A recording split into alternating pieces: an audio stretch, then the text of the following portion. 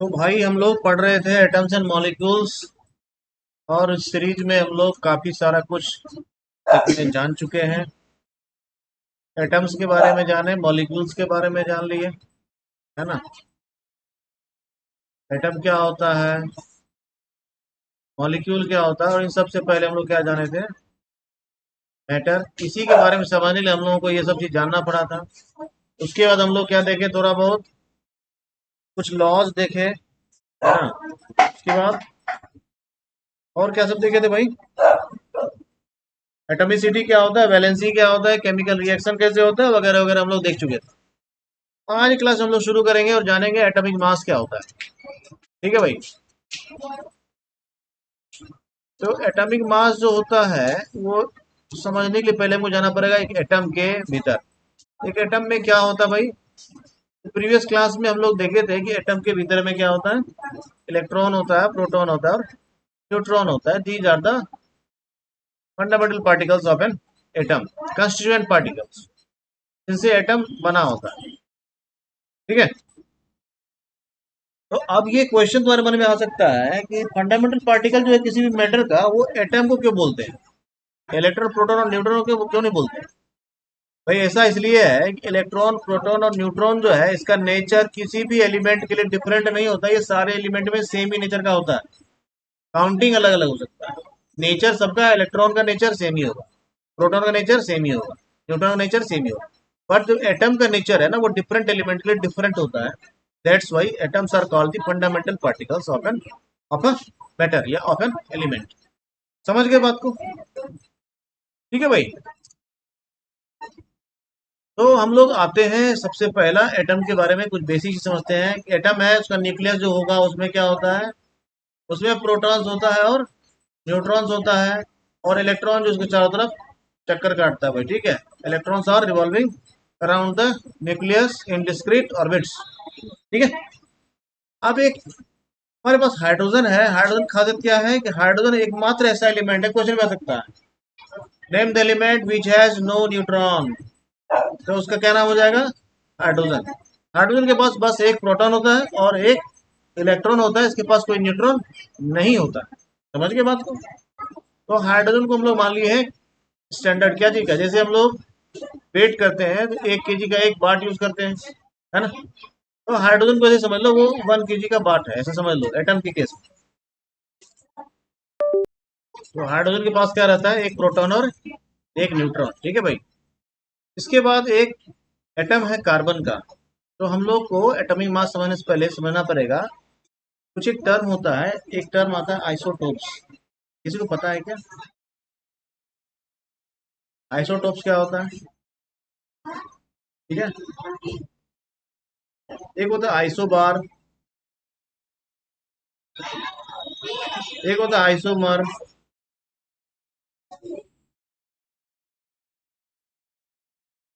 क्या होता है, क्या होता है भाई, आइसोमर, है ना। इसी टर्म से बनता है आइसोमरिज्म, है ना। अभी हम लोग क्या देखेंगे, आइसोटोप देखेंगे। आइसोटोप क्या होता है, एक एलिमेंट जो है जैसे कार्बन, तो कार्बन का क्या हो सकता है, एटॉमिक नंबर सेम रहेगा। कार्बन का एटॉमिक नंबर कितना है, कौन बताएगा भाई, जल्दी। कार्बन का एटॉमिक नंबर कितना है, 6 है। ठीक है। ठीक है भाई। कार्बन का जो है एटॉमिक नंबर होता है 6, और एटॉमिक मास कितना होता है, 12 होता है। ठीक है। तो कार्बन का क्या है ना कि same atomic number but different atomic masses होता है।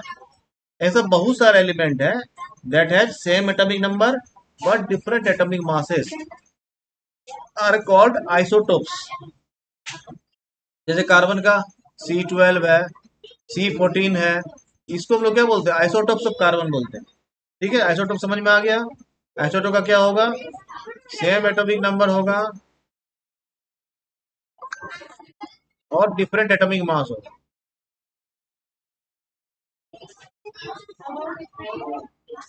ठीक है भाई, इसको याद रखना। ठीक है। Same atomic number, different atomic mass. ठीक है। आइसोबार ठीक इसके उल्टा होता है। ठीक है, same atomic mass different atomic number. Isomer में होता है स्ट्रक्चर डिफरेंट होता है, इसके बारे में हम लोग बाद में देखेंगे। आइसोटोप देखिए पहले, इसका काम है अभी हमको। तो कार्बन का जो कार्बन 12 है ना, इसको स्टैंडर्ड माना गया है रेफरेंस के लिए। ठीक है, इसको थोड़े और अच्छे से हम लोग समझ लेते हैं क्लैरिटी के साथ, एटॉमिक मास को समझने के लिए। ये एटम है हमारा, एटम का एक 3D मॉडल है। जो ब्लू कलर में है वो उसका न्यूक्लियस है, and electrons are revolving around the nucleus. तो हाइड्रोजन हम लोग क्या मान लिए, स्मॉलेस्ट एटम मान लिए, और ऐसा देखो जैसा ऐसा सीरीज बढ़ता चला गया, है ना। ठीक है, अब हम लोग जो मास कंपेयर करेंगे किससे करेंगे, हाइड्रोजन से करेंगे। समझना जरा सा, कंपेयर किया जाता है किससे, कार्बन के 12 से भी। यानी हाइड्रोजन जो है वो कार्बन का एक, मान लो कोई चीज है तो कार्बन का जो 12th पार्ट होगा वो हाइड्रोजन है। समझ गए, वहीं से कंपेयर करके हम लोग सारे एटम का मास कंपेयर करते हैं। तो एटम जो होता है उसका मास मेजर नहीं कर सकता, कंपेयर किया जा सकता है। ये कंपेयर्ड मास है, मेजर्ड मास नहीं है, हमेशा याद रखना। ठीक है, अब जैसे नाइट्रोजन है, नाइट्रोजन का एटॉमिक मास कितना है, 16 है। कितना है, 16 है। इसका मतलब 16 हाइड्रोजन एटम के बराबर होगा। समझ गए बात को, एक हाइड्रोजन एटम को तुम 1 kg मान लो, तो कार्बन का कितना हो जाएगा, तो कार्बन 12 जो है वो 12 हाइड्रोजन के बराबर होता है। इसीलिए कार्बन का हम लोग एटॉमिक मास 12 AMU मानते हैं। उसी तरह से नाइट्रोजन का 16 मानते हैं। इसी तरह से हम लोग आगे बढ़ते जाएंगे आगे। ठीक है, 14 एटम्स ऑफ हाइड्रोजन जो है ये किधर रहेगा, नाइट्रोजन में। तो नाइट्रोजन का रिलेटिव मास क्या हो गया, हमेशा याद रखना, ये क्या है, रिलेटिव मास। ये एक्चुअल मास नहीं है, ये कैसा मास है, रिलेटिव मास। रिलेटिव मास मतलब ये हाइड्रोजन के रिलेशन में, कार्बन के रिलेशन में इतना इसको हम लोग कंसिडर कर रहे हैं। ठीक है, तो नाइट्रोजन केस में क्या होता है, 7 न्यूट्रॉन है, 7 प्रोटॉन है, तो इसका मास कितना हो गया, 14 हो गया। लेकिन इसको हम लोग कंपेयर किससे कर रहे हैं, एक्चुअली हाइड्रोजन से कर रहे हैं। ठीक है भाई, समझ गए बात को, नहीं समझ में आया अभी और अच्छे से समझ में आएगा। ठीक है, ये क्या है, ये मान लो एक वाटरमेलन है। ठीक है भाई, इसका हम लोग क्या करते हैं, 12 पार्ट कर देते हैं। ये एक कार्बन है, ठीक है, इसका हम लोग 12 पार्ट कर देते हैं। तो इसका एक पार्ट जो होगा उसका मास किसके बराबर होगा, कौन बताएगा भाई, हाइड्रोजन के बराबर होगा। किसके मास के बराबर होगा, हाइड्रोजन के मास के बराबर होगा, क्योंकि कार्बन 12 का मास 12 AMU है। इसका अगर 12th पार्ट करेंगे तो ईच पार्ट जो होगा वो किसके रिलेशन में इक्वल हो जाएगा, हाइड्रोजन के रिलेशन में इक्वल हो जाएगा। ठीक है भाई, ऐसा ऐसा अगर 14 पार्ट ले लेंगे तो किसका मास हो जाएगा, वो नाइट्रोजन का हो जाएगा। ऐसा ऐसा अगर 12 पार्ट ले लेंगे तो कार्बन का है। समझ गए, ऐसा ऐसा 16 ले लेंगे तो किसका हो जाएगा, ऑक्सीजन का हो जाएगा। समझ गए बात को। अब क्या करना है, अब है atomic mass of an element is a ratio and has no units and is expressed in AMU, atomic mass unit. इसको सिंपली आजकल यू से भी डिनोट किया जाता है। ठीक है, समझ गए बात को। अब है हीलियम एटम है, मान लो जैसे हीलियम एटम को मेजर करना है हमको। ये बीच में जो बना हुआ है कलर में, इसको कार्बन एटम समझना है। इसको हम लोग 12 पार्ट्स में किए हैं। 1/12 ऑफ ए कार्बन एटम जो है उसको एक यूनिट मान लो। ऐसा ऐसा 4 यूनिट डालेंगे तो हीलियम के इक्वल होगा। हीलियम हीलियम का मास, इसका मतलब कितना हो गया, 4 AMU। 1/12 कार्बन एटम का 1 AMU होता है, इसको ध्यान में रखना है। ठीक है, कार्बन एटम को 12 भाग कर दीजिए, एक भाग जो है वो 1 AMU के इक्वल है। यानी हाइड्रोजन का कितना मास हो गया, 1 AMU। हीलियम का इस तरह कितना हो गया, 4 AMU। कोई दिक्कत है, कोई दिक्कत है तो बताइए भाई। चलिए, तो आगे देखते हैं हम लोग। उस तरह हाइड्रोजन का कितना हो गया, 1 कार्बन का, 12 नाइट्रोजन का, 14 ऑक्सीजन का, 16 सोडियम का, 23 मैग्नीशियम का, 24, ठीक है, एंड सो ऑन। देखिए भाई, इसमें किसी का जो सोडियम है 23, इसका मतलब नंबर ऑफ प्रोटॉन्स और नंबर ऑफ न्यूट्रॉन्स में बराबर नहीं है। नंबर ऑफ न्यूट्रॉन्स अधिक है, इसीलिए उसका जो है एटॉमिक मास 23 आ गया। किसी का जिसका आपको फ्रैक्शन में दिख रहा है, जैसे क्लोरीन है 35.5 है, इसका मतलब उसका डिफरेंट आइसोटॉप्स का एवरेज लिया गया है, इसीलिए ऐसा है। कि काउंटिंग कभी भी फ्रैक्शन में नहीं हो सकता। समझ गए बात को। तो इसको अगर लिखना चाहते हैं तो लिखिए, इसको जब भी लिखिए सिंबल्स के रूप में लिखिए, है ना। ये क्या है, हमारा एच है, ये क्या है, सी है, ये क्या है, एन है, ऐसे लिखो। ओ का एटॉमिक मास 16 ऐसे लिखो। एन ए, इसका एटॉमिक मास ऐसे लिखो।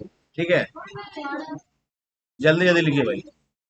चलिए भाई, अब हम लोग देखते हैं केमिकल फॉर्मूला कंपाउंड का कैसे लिखा जाता है। ठीक है, चलिए, the following steps should be taken while writing the chemical formula of magnesium chloride.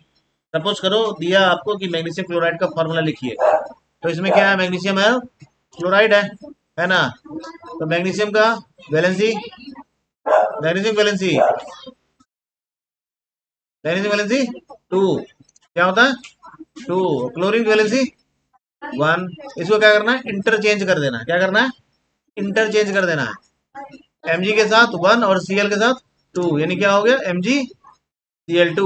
Mg1 को Mg1 नहीं लिखते हैं, Mg ही लिखते हैं। ठीक है, इसलिए हम लोग क्या लिखेंगे, MgCl2।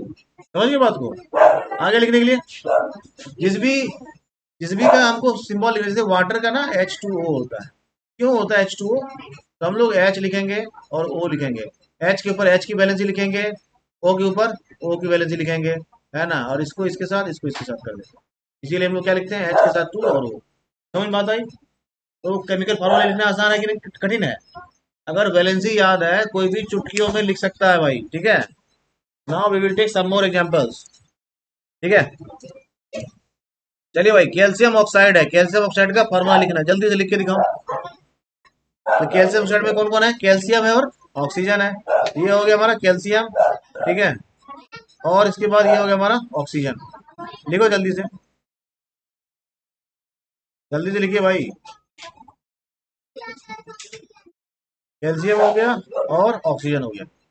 कैल्शियम का कितना है, कैल्शियम वैलेंसी 2, ऑक्सीजन वैलेंसी 2, तो क्या हो जाएगा, Ca2O2, ये हो जाएगा। तो ये दोनों का 2 है तो कॉमन हो गया, कैंसिल हो गया, इसको हम लोग इसलिए क्या लिखेंगे, इसको Ca O लिखेंगे। कोई दिक्कत है क्या, कोई दिक्कत है तो बताइए भाई। तो क्या करेंगे, इसको हम लोग इस तरह से लिख सकते हैं, क्योंकि दोनों की वैलेंसी 2 होती है, इसीलिए फॉर्मूला हो जाएगा हमारा CaO, है ना। चलिए भाई, अब है नेक्स्ट कैल्शियम हाइड्रोक्साइड। तो कैल्शियम का क्या होता है, कैल्शियम का होता है 2, हाइड्रोक्साइड का OH, OH माइनस होता है, याद रखना। OH का 1, हाइड्रोक्साइड कल ही लिखाया था, है ना। इसको हम लोग क्या करेंगे, क्या हो जाएगा अब ये CaOH पर 2 लगाना है, इसलिए हम लोग क्या करेंगे, OH2 नहीं लिखेंगे, ऐसा नहीं लिखेंगे, इसको ऐसा अंडर ब्रैकेट करके ऐसा लिखेंगे। समझ में आ गया सबको, जिसको दिक्कत है बता सकते हैं भाई, है ना। ऐसे इंटरचेंज करके हम लोग लिख सकते हैं आसानी से। ठीक है, चलिए भाई आगे बढ़ते हैं हम लोग मॉलिक्यूलर मास की तरफ। मॉलिक्यूलर मास क्या होता है, टोटल मास किसी भी मॉलिक्यूल का। अभी हम लोग एक एटम का मास देख रहे थे, जैसे हम लोग देख रहे थे भाई हाइड्रोजन का मास क्या होगा, ऐसा करके देख रहे थे। नहीं, हाइड्रोजन है तो इसका मास कितना होगा, कितना होगा 1। उसी से ऑक्सीजन का मास है तो कितना होगा 16। नाइट्रोजन का कितना मास हो जाएगा 14। ऐसे करके लोग देख रहे थे। क्लोरीन है तो 35.5, ऐसा देख रहे थे। अभी ये molecular mass, the molecular mass of a substance is the sum of the atomic masses of all the atoms in a molecule of the substance। Example के तौर पर हम लोग देखते हैं मॉलिक्यूलर मास को। मॉलिक्यूलर मास कोई कठिन चीज नहीं है, आसान है, समझ लो सब। जैसे देखिए हमारे पास एक है मॉलिक्यूल, लेता हूँ वाटर। क्या मॉलिक्यूल है, वाटर। अब इसका मॉलिक्यूलर मास चाहिए हमको। तो हाइड्रोजन का एक एटम का मास कितना होता है, हाइड्रोजन के एक एटम का मास कितना होता है 1। ऑक्सीजन के एक एटम का मास कितना होता है भाई 16। तो हाइड्रोजन इसमें कितना है, 2 एटम्स है हाइड्रोजन का, तो 1 × 2 इक्वल टू, और ऑक्सीजन का कितना हो गया 16, 16 + 2 कितना हो गया 18। यानी मॉलिक्यूलर मास ऑफ वाटर कितना हो गया भाई 18 हो गया। कोई ऐसा व्यक्ति जिसको समझने में तकलीफ हो रही हो, तकलीफ हो रही हो तो बता सकते हैं, है ना। इस तरह से हम लोग क्या कर सकते हैं, we can easily calculate the molecular mass of any compound. समझ में आया। और कुछ और एग्जांपल ले लूं,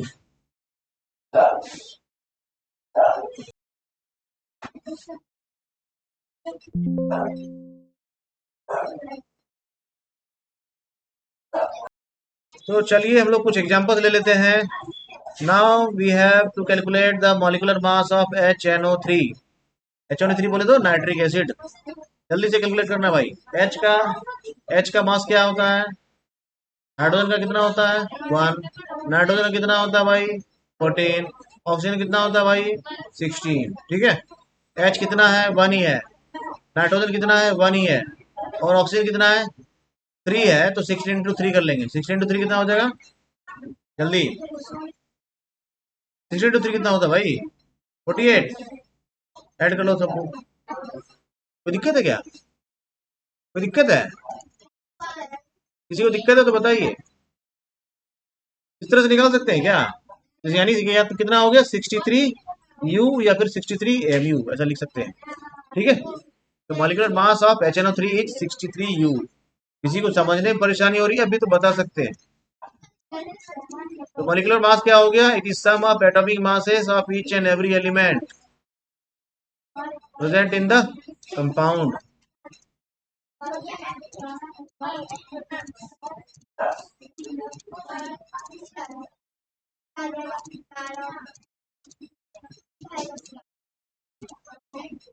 किसी को समझने में परेशानी है क्या, बहुत अच्छे, चलिए बढ़ते हैं आगे। Now calculate the molecular mass of H2SO4, sulphuric acid का मॉलिक्यूलर मास कैलकुलेट करना है, जल्दी कीजिए भाई, जल्दी जल्दी से कर लेंगे तो बहुत अच्छा लगने वाला है। तो हाइड्रोजन कितना हो गया 1, 1 × 2 करेंगे कितना हो जाएगा भाई 2, सल्फर का कितना होता है 32, ऑक्सीजन कितना होता है 16 × 4 कितना हो गया 64, है ना, कोई दिक्कत है क्या, बहुत अच्छे, बढ़ते हैं आगे। अब लोग देखेंगे मोल कंसेप्ट को, है ना। ये है बैंक, बैंक में क्या रहता है, बैंक में क्या रहता है रुपया, नहीं नहीं रहता है, ये क्या है क्वाइंस रखा हुआ है ऐसा बहुत सारा बैंक में, बोड़ा का बोड़ा रखा रहता है नहीं, और वो 1 रुपये का भी हो सकता है, 5 रुपये का भी हो सकता है, 10 रुपये का भी हो सकता है, 20 रुपये का भी हो सकता है, नहीं। तो इसको क्या करना है काउंटिंग करना होता है, तो हम लोग क्या करते हैं, ये बहुत मुश्किल काम होता है क्योंकि सब अलग अलग डिनोमिनेशन का होता है। तो हम लोग क्या करते हैं जब बैंक में जाते हैं तो बैंक वाला क्या करता है, इसको बैठे काउंटिंग करता है क्या, बैंक वाले क्या करते हैं इसको वेट कर लेते हैं। अब तो वो वेट से काउंटिंग कैसे निकलेगा भाई, ऐसे दिमाग में आएगा। मान लो उनके पास एक बैग जो है 10 रुपये का कॉइन है, तो बैठ के कॉइन गिनती करेगा, जैसे तुम लोग क्या करते हो गिनती करते हो बैठ के, लेकिन बैंक वाले ऐसा नहीं करते हैं। बैंक वाले क्या करते हैं उसको वजन करते हैं, 10 रुपये का कॉइन है ना उसको वेट कर लिया, तो मान लो कि वो 20 kg का, एक कॉइन का वजन पता है, और टोटल वेट को एक कॉइन के वेट से डिवाइड कर देंगे तो नंबर ऑफ कॉइन्स निकल जाएगा ना। उनका कॉइन निकालने का तरीका यही होता है, बैठ के काउंटिंग नहीं करते रहता, काउंटिंग करेगा तो हो गया, पता चले एक आदमी पूरी जिंदगी इसी ड्यूटी में लगा रहेगा तब भी नहीं हुआ, है ना, समझ गए। तो कितना आसान सा तरीका है उनके पास, वो गिनती करने के बजाय क्या करते हैं उसको वेट करते हैं। इसका मतलब ये मत समझना करेंसी नोट को भी वेट करते हैं, करेंसी नोट को गिनती ही करते हैं तो करेंसी नोट काउंटिंग करने की मशीन होती है उसको गिनती कर लेते हैं, लेकिन क्वाइन जो होता है उसको वेट किया जाता है, ठीक है। इसी तरह से हम लोग नंबर ऑफ एटम्स भी कैलकुलेट करते हैं। 1 AMU जो है एक certain number of atoms contain करता है, ठीक है, समझ गए भाई। तो इसी का हम लोग उपयोग करते हैं कहाँ, मोल कॉन्सेप्ट में। मोल कॉन्सेप्ट समझना बहुत आसान है, पहले इसको जान लो, है ना। तो हम लोग भाई ऑक्सीजन और हाइड्रोजन का ऐसा एग्जांपल लेते हैं, ऐसा जब two molecules of hydrogen reacts with 1 molecule of oxygen it forms 2 molecules of water. कोई दिक्कत है, ऊपर वाले रिएक्शन से क्या पता चल रहा है कि 2 मॉलिक्यूल्स हाइड्रोजन का जब कंबाइन करता है 1 मॉलिक्यूल ऑफ ऑक्सीजन के साथ तो क्या बनाता है, मॉलिक्यूल ऑफ वाटर बनाता है, ठीक है भाई, ये पता चल रहा है इससे। चलिए, now it is more convenient to refer to the quantity of a substance in terms of the number of its molecules or atoms rather than their masses। Number बता रहे हैं मास के बदले, ठीक है, इसीलिए मोल का कॉन्सेप्ट आया। मोल कॉन्सेप्ट का जरूरत क्यों आया, मोल कॉन्सेप्ट की जरूरत क्यों आया, क्यों आया भाई, ताकि हम क्वांटिटी से पता कर सके, गिनती ना करना पड़े, ठीक है। अब कुछ चीज ध्यान रखना है, 1 मोल ऑफ एनी स्पीसीज, ये लाइन को दिमाग में रखना है, इससे तुम्हारा सारा समस्या का होने वाला समाधान।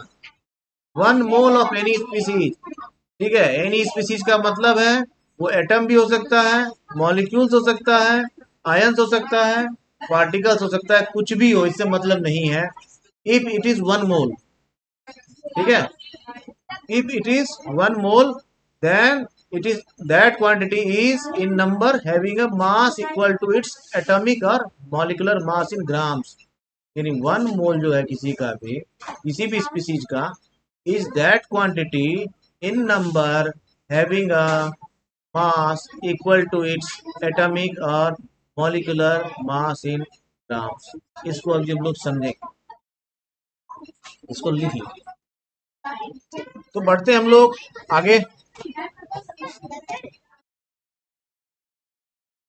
तो हम लोग इसको समझ लेंगे भी। तो हमारे पास है कि the number of particles present in a mole of any substance is fixed.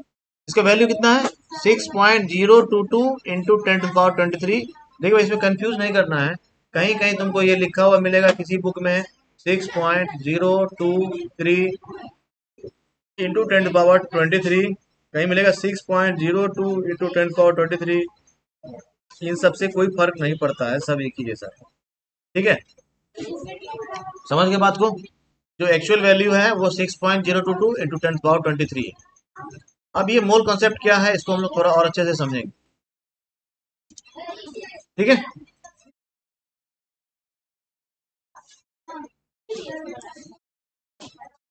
एक दर्जन में कितना होता है भाई? 1 डजन इक्वल टू, एक दर्जन में कितना होता है? अगर एक दर्जन बनाना है तो उसमें कितना बनाना होगा? कितना होगा? एक पेयर में कितना होता है? एक पेयर में कितना होता है? एक पेयर में 2 होता है ना। एक रिंग में कितना होता है? हाँ, ऐसे समझ रहे हो ना? ऐसा ही एक मोल समझना, एक मोल में इतना नंबर होता है, कितना? 6.022 इंटू 10⁻23। इसको ऐसे याद रखना है जैसे एक दर्जन में 12 होता है। समझ गए बात को? कोई मुश्किल है क्या? अगर तुमसे पूछे 4 दर्जन मतलब 48 बता दोगे ना। अगर पूछे 4 मोल मतलब 6.022 इंटू 4 इंटू 10⁻23, कोई दिक्कत है क्या? 4 मोल का मतलब इतना पार्टिकल हो जाएगा। 10 मोल का मतलब 23 24 हो जाएगा, नहीं हो जाएगा? 6.022 इंटू 10⁻23 की जगह 24 हो जाएगा, अगर 10 मोल्स के बारे में बात करूं तो। क्लियर हो गया? किसी को ना समझ में आएगा तो बताना, ठीक है। जैसे एक ग्रॉस में कितना होता है? 12 दर्जन होता है, नहीं 144 होता है। उसी तरह से 1 मोल में कितना होता है? 6.022 इंटू 10⁻23, ठीक है। नेक्स्ट है molar mass. When molecular mass is expressed in gram, it is called as molar mass। ध्यान देना है, ये मोलर मास है। मोलर मास हमेशा किसमें एक्सप्रेस किया जाता है भाई? ग्राम में एक्सप्रेस किया जाता है, ठीक है। For example molecular mass of water is, ध्यान देना, ये मॉलिकुलर मास है। Molecular mass is express in terms of u और AMU, while molar mass is expressed in terms of gram. दोनों में डिफरेंस है, मोलर मास और मॉलिकुलर मास में, ठीक है भाई। मोलर मास क्या है? मोलर मास है ग्राम में। तो वाटर का मोलर मास कितना होता है? 18 ग्राम। 18 ग्राम और 18 u, both are two different things. ये और ये सेम नहीं है। ये नहीं कि 18 ग्राम इक्वल टू 18 यू समझ लेना, ऐसा नहीं, ठीक है भाई। 18 you water has only 1 molecule of water. 18 you जो है इसमें कितना मॉलिक्यूल है वाटर का? कितना मॉलिक्यूल है? 1 मॉलिक्यूल है। एक वाटर मॉलिक्यूल जो है H2O, इसका मॉलिक्यूलर मास कितना है? 18 यू। 2 अगर H2O हो जाएगा तो कितना हो जाएगा? कितना हो जाएगा? 13 यू हो जाएगा। समझ में आ रहा है किसी को? कोई दिक्कत है क्या? अगर ये 4 हो जाए तो ये समझ में आ रहा है ना? इसी तरह से अगर ये 6.022 इंटू 10⁻23 इतना H2O हो जाए तो कितना होगा? समझ रहे हो? तो क्या करना पड़ेगा? इतना को मल्टीप्लाई करना पड़ेगा इतना से, नहीं करना पड़ेगा? करना पड़ेगा ना भाई। इतना यू हो जाएगा। दोनों में डिफरेंस समझ में आ रहा है? चलिए, इसी तरह से 18 gram water has 1 mole molecules of water, और ये इक्वल हो जाए किसके? 18 ग्राम के। इतना H2O जो होगा ये किसके इक्वल हो जाएगा? 18 ग्राम के इक्वल हो जाएगा। समझ बात आई? यानी 18 gram of water contain 6.022 into 10 to the power 23 molecules of H2O। ये समझ में आया? अभी और अच्छे समझ में आएगा। अब हम लोग देखते हैं मोलर मास कैलकुलेट करते हैं CaCO3 का। तो मोलर मास CaCO3 का कितना हो जाएगा भाई? Ca का मास कितना है? इतना इतना इतना हो जाएगा। ये समझने में कोई दिक्कत नहीं है। बहुत अच्छे। यानी इतना ग्राम। और अगर इसका मॉलिक्यूलर मास पूछेगा तो इसी तरह से फाइंड करेंगे, यूनिट लगाएंगे U। दोनों डिफरेंस समझ में आ गया? अब क्वेश्चन है, मान लो कि जो 100 ग्राम है molar mass, 100 gram molar mass of CaCO3 में कितना मोल्स ऑफ मॉलिक्यूल्स होगा? कितना होगा? कितना मोल्स ऑफ मॉलिक्यूल्स होगा? 6.022 10 to the power 23। ठीक है, समझ बात आ गई? यानी 1 mole of CaCO3 contains 100 gram and contains 6.022 into 10 to the power 23 molecules of calcium carbonate. ये समझ में आ गया? 1 मोल का मतलब इतना होता है। 1 मोल का मतलब 6.022 into 10 to the power 23 molecules, किसी भी चीज का 1 मोल। समझ गए बात को? चलिए भाई, अब एक क्वेश्चन है, how many moles are there in 5 grams of calcium. चलिए बताइए भाई, atomic mass of calcium 10U मान लो, तो बनाओ इसको, बताओ जल्दी बताइए भाई,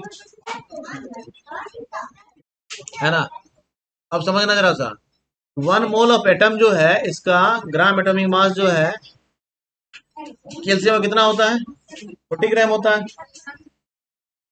तो 40 ग्राम में जो है कितना मोल ऑफ एटम्स होगा? 1 मोल ऑफ एटम। जब 40 ग्राम में 1 मोल हो रहा है तो 5 ग्राम में कितना होगा? उसका 1/8 होगा, नहीं होगा? ये समझ में आया? समझ में आया या नहीं है? तो कितना मोल हो जाएगा? 1/8 यानी 0.125 मोल। समझ में आ गया? Now what is the mass of 4 moles of aluminium atoms? Atomic mass दिया हुआ है एल्युमिनियम का 27। तेजी से देख लीजिए इसको भी, ठीक है। नेक्स्ट है, how many moles are in 9.033 into 10 to the power 24 atoms of helium. कितना मोल्स होगा इसमें? 1 मोल में इतना होता है, डिवाइड कर दो, है ना, 1 मोल से, तो कितना मोल हो जाएगा? 15 मोल हो जाएगा। इसी को एवोगैड्रो नंबर भी बोलते हैं भाई। 6.022 इंटू 10 to the power 23 जो है, इसी को एवोगैड्रो नंबर भी बोलते हैं। अगर कोई पूछे एवोगैड्रो नंबर क्या है, तो यही है। समझ गए? नेक्स्ट है, what is the number of molecules in 0.25 moles of oxygen, है ना? 0.25 का मतलब क्या हो गया भाई? 0.25 का मतलब क्या हो गया? 1/4।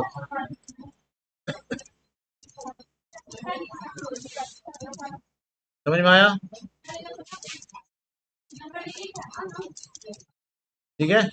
Now calculate the number of iron atoms in a piece of iron weighing 2.8 gram. बनाइए तेजी से इसको भी। क्या?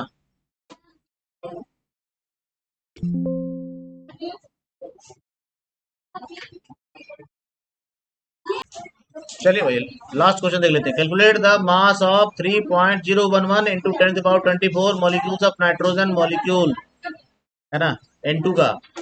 3.011 मतलब 6.022 का हाफ है, दिख रहा है साफ साफ, और एक पावर अधिक है 10 to the power 23 है ना?